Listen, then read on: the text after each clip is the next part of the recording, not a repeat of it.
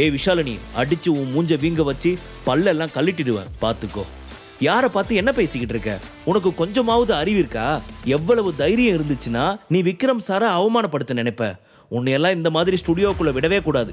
இன்னொரு தடவை நீ இந்த மாதிரி பேசிக்கிட்டு இருந்த, நான் உன்னை கழுத்தை பிடிச்சி வெளியே தள்ள வேண்டியிருக்கும். ஒழுங்கு மரியாதையா பேசாம அமைதியா நின்று ஷூட்டிங் பார்க்கறதா இருந்தா பாரு. இல்ல உன்னை யாருன்னே தெரியாதுன்னு சொல்லி செக்யூரிட்டியை விட்டு உன் கழுத்தை பிடிச்சி வெளியே தள்ள சொல்லிடுவேன் என்று அவன் மிரட்ட, அவனது இந்த நடவடிக்கை அவளுக்கு ஆச்சரியமாக இருந்தது. அடப்பாவி, எதுக்காக இவன் இப்படியெல்லாம் பேசுறான்? அதுவும் இவனை பார்த்து இப்படி பயப்படுறான்? எனக்கு ஒண்ணுமே புரியலையே என்று குழம்பினாள். சஞ்சய் விக்ரமை பார்த்து, சார் ப்ளீஸ் என்னை மன்னிச்சிடுங்க, நான் இனிமே உங்க லைன்ல கிராஸ் பண்ணவே மாட்டேன். இவன் எனக்கு ரொம்ப க்ளோஸ்லாம் கிடையாது, ஜஸ்ட் தெரிஞ்ச ஒரு பொண்ணு, மற்றபடி இவகிட்ட அந்த அளவுக்கு பழக்கம்லாம் இல்லை என்று சொன்னவன் அவள் பக்கம் திரும்பி, இங்க பாரு விஷாலினி, இனிமேலாவது நீ யார்கிட்ட என்ன பேசணும் ஏது பேசணும்னு தெரிஞ்சு பேசு, சரியா? இவரை பத்தின உண்மை தெரிஞ்சிருந்தா நீ இந்த மாதிரி எல்லாம் பேச மாட்ட என்று சொன்னவன் அங்கிருந்து கிளம்பினான். தனக்கு மிகவும் பழக்கமான விஷாலினியே நெருக்கமான பழக்கம் இல்லை என்று சொல்வதை தவிர அவனுக்கு வேறு வழியே இல்லை. இருந்தாலும் அவளிடம் விக்ரமை பற்றிய உண்மையை சொல்ல நினைத்தாலும் அவனால் சொல்ல முடியவில்லை.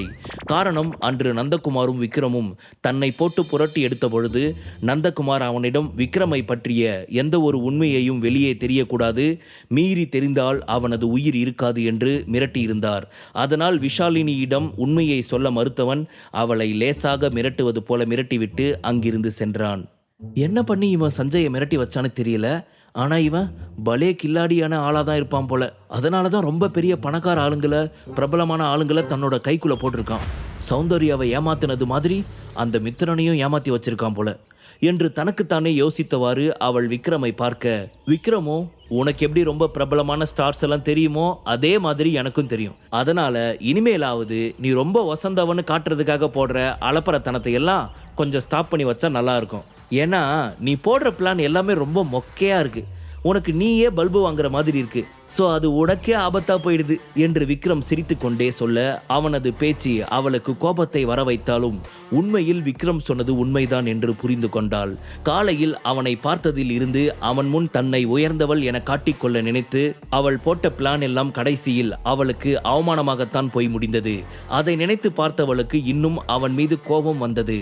நீ இப்படியே ஆடிக்கிட்டே இருடா, கண்டிப்பா என் தம்பி வந்ததும் அவனை வச்சு நான் உன்னை என்ன பண்ண போறேன்னு மட்டும் பாரு என்று தன் மனதிற்குள் சவாலாக ஒரு முடிவை எடுத்துக்கொண்டவள் எதுவும் பேசாது அமைதியாக அங்கிருந்து கிளம்பினாள். அப்பொழுது சௌந்தர்யா பக்கம் திரும்பிய விக்ரம், ஆமா பியூட்டி, இவளோட தம்பி தான் உன்னை கல்யாணம் பண்ணிக்க போறதா சொல்லி கேட்கறானே, அவனும் பிசினஸ்ல ரொம்ப பெரிய ஆள் தானே, நீ ஏன் அவனை கல்யாணம் பண்ணிக்க போறதில்ல? நீ என்ன முடிவில் இருக்க சௌந்தர்யா? அவனை கல்யாணம் பண்ணிக்கிட்டா நீ எதிர்பார்க்கிற மாதிரி உன்னோட லால் ஃபேமிலி இன்னும் நெக்ஸ்ட் லெவலுக்கு போகும் தானே? எதுக்காக என்ன தேடி வந்துட்டு இருக்க என்று கேட்டான் விக்ரம். நீ எதுக்காக விக்ரம் இந்த மாதிரி பேசுற? ஏன் அவன் லத்தீன் கம்பெனியோட ஷேர் ஹோல்டர் அப்படின்றதுனால அவனை பார்த்து நீ பயப்படுறியா என்ன என்று கேட்க, அவளை மேலிருந்து கீழ்வரை ஒரு பார்வை பார்த்தவன் பார்வையாலேயே, பியூட்டி, ரொம்ப பிரில்லியண்டா பேசி என்ன லாக் பண்ண பாக்குறியா என்று நக்கலாக சிரித்து கொண்டே சொல்ல, இங்க பாரு விக்ரம், இந்த மாதிரி எல்லாம் பேசி சிரிச்சு மயக்கி என்னை ஏமாத்தலாம்னு நினைக்காத. ஒருவேளை நான் சொன்ன மாதிரி விஷாலினியோட தம்பி ஜேம்ஸ் இங்க வந்து நின்னானா நீ என்ன பண்ணுவ என்று மீண்டும் அதே கேள்வியை கேட்டாள். காரணம், அதற்கான பதிலை விக்ரம் அவன் வாயால் சொல்ல வேண்டும் என்று அவள் எதிர்பார்த்தாள். சௌந்தர்யாவுக்கும் விஷாலினிக்கும் இடையே என்ன தூரம் என்று தெரிந்து கொள்வதில் விக்ரமிற்கு ஆர்வம் இல்லை. ஆனால் சௌந்தர்யாவின் சிந்தனை முறை மற்ற பெண்களை விட வித்தியாசமானது என்பதை புரிந்து கொண்டான். ஒருவேளை நீ சொன்ன மாதிரி அந்த ஜேம்ஸ் என் முன்னாடி வந்தானா அவனை என்னால ரொம்ப ஈஸியா சமாளிக்க முடியும், அதெல்லாம் எனக்கு ரொம்ப சர்வசாதாரணம் என்று சொல்லிவிட்டு அவன் அங்கிருந்து கிளம்பினான். நில்லு விக்ரம், எங்க போற? நானும் வரேன் என்று கத்திக்கொண்டே அவன் பின்னால் சென்றாள் சௌந்தர்யா.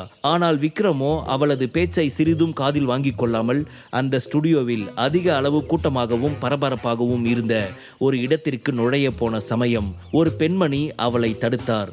அந்த பெண்ணின் வயது 20 அல்லது 23 இருக்குமே தவிர பார்ப்பதற்கு அந்த பெண் மிக சிறிய குழந்தை போலதான் தெரிந்தால் விக்ரமின் கண்களுக்கு. மிஸ்டர், எங்க நீங்க பேசாம உள்ள போயிட்டே இருக்கீங்க? வெளியாட்கள் யாரும் உள்ள போக கூடாது, ஒன்லி இங்க ஒர்க் பண்ற எம்ப்ளாயிஸ் மட்டும்தான் உள்ள போறதுக்கு அனுமதி என்று அந்த பெண் சொல்ல, ஐயோ, என்னால இங்க நடக்கிற ஷூட்டிங்க்கு எந்த ஒரு டிஸ்டர்பன்ஸும் வராது என்று அவன் சொல்ல, மன்னிக்கணும் சார், வெளியாட்கள் யாரையும் உள்ள விடக்கூடாதுன்னு எனக்கு மேலிடத்துல இருந்து உத்தரவு போட்டிருக்காங்க, அதனால ப்ளீஸ் என்னோட வேலையை பார்க்க விடுங்க நீங்க இங்கிருந்து கிளம்பலாம் என்று சொன்னால் அந்த பெண். நான் தான் சொல்றேன்ல, என்னால இந்த ஷூட்டிங்க்கு எந்த ஒரு பிரச்சனையும் வராது, நான் யாரையும் டிஸ்டர்ப் பண்ண மாட்டேன், அமைதியா நான் பேசாம என்னுடைய வழியில போயிடுவேன், என்னை உள்ள விடுங்க என்று மிகவும் தீவிரமாக சொன்னான் விக்ரம். அந்த பெண் அவனை உள்ளே விடுவதாக இல்லை. விக்ரம் எத்தனையோ முறை போராடி பார்த்தும் அவள் ஒரே பிடிவாதமாக அவனை உள்ளே விடாமல் அங்கேயே தடுத்து வைத்து கொண்டிருந்தாள். ஒரு கட்டத்துக்கு மேல் பொறுமை இழந்தவள், மிஸ்டர், நான் தான் சொல்லிக்கிட்டு இருக்கேன்ல உள்ள போக கூடாதுன்னு, அப்புறம் எதுக்காக நான் உள்ள போவேன், யாரையும் டிஸ்டர்ப் பண்ண மாட்டேன்னு நீங்க சொன்னதே சொல்லிக்கிட்டு இருக்கீங்க? ஃபர்ஸ்ட் நீங்க எதுக்காக இங்க வந்தீங்க? யாரை மீட் பண்ணணும்? உங்களுக்கு யாராவது முக்கியமான பர்சனை மீட் பண்ணணுமா? அதுக்கான அப்பாயின்மெண்ட் உங்க கையில் இருக்கா? எதுவும் இல்லாம நீங்க பேசாம வந்திருக்கீங்க. என்ன உள்ள வந்து அங்க இருக்க ஹீரோயின்ஸை போட்டோ பிடிச்சி சோஷியல் மீடியாவில் போட்டு வைரல் ஆக்கலாம்னு நினைச்சிட்டு இருக்கீங்களா?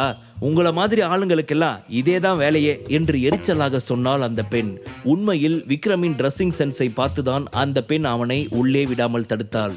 இந்த மாதிரி லோக்கலா இருக்கிற ஒரு ஆளுக்கு இங்க இருக்கவங்க யாருமே தெரிஞ்சிருக்க சான்ஸே இல்லை என்று நினைத்தவள் அவனை உள்ளே விட மறுத்தாள். ஒருவேளை விக்ரமை பற்றிய உண்மைகள் அவள் தெரிந்திருந்தால், அல்லது அவன்தான் இந்த ஸ்டூடியோவிற்கு சொந்தக்காரன் என்பதை தெரிந்து இருந்தாலோ நிச்சயமாக இப்படி அவனை தடுத்திருக்க மாட்டாள்.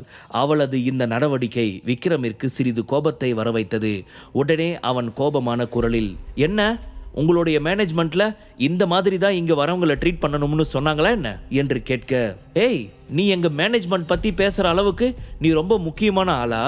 உள்ள நுழைஞ்சு திருட்டுத்தனமா போட்டோ எடுத்து அதை சோஷியல் மீடியாவில் போட்டு வைரல் ஆக்கணும்னு வந்திருக்க.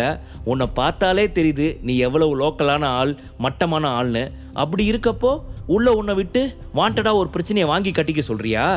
இப்ப நீ மரியாதையா இங்கிருந்து வெளியே போக போறியா, இல்ல செக்யூரிட்டியை விட்டு உன் கழுத்தை பிடிச்சி வெளியே தள்ள சொல்லட்டுமா என்று அந்த பெண் விக்ரமை பார்த்து எச்சரிக்கை விடுக்க, அதே சமயத்தில் சௌந்தர்யா அங்கு அவர்கள் முன் வந்து நின்றாள்.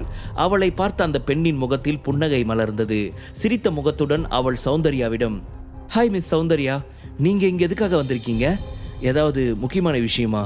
யாராவது முக்கியமான பர்சனை மீட் பண்ணணுமா என்று பரபரப்புடன் சந்தோஷமாக கேட்க, ஆமா, உங்க கம்பெனில நாங்க டைப் வச்சுக்க போறோம், அதனால தான் இங்க வேலை எல்லாம் எப்படி நடக்குதுன்னு ஒன்ஸ் ஒரு கிளான்ஸ் பார்த்துட்டு போலான்னு வந்தேன் என்று சௌந்தர்யா சொல்ல, wow, what a good news, நீங்க எங்க வேர்ல்டு சிட்டி ப்ராஜெக்ட் கூட ஜாயின் பண்ண போறீங்களா?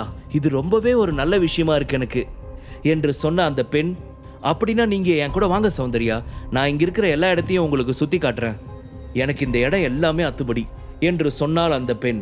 உடனே இத்தனை நேரம் விக்ரமை உள்ளே விடாமல் அடம் பிடித்து கொண்டிருந்த அந்த பெண் தன்னை பார்த்ததும் தானே சுற்றி காட்டுகிறேன் என்று அழைப்பதை நினைத்து பெருமையாக நினைத்தவள் விக்ரமை பார்த்து, எப்படி என்று கண்களாலேயே கேட்க, பலே ஆளுதான் போனி என்று அவனும் கண்களாலேயே பதில் சொன்னான்.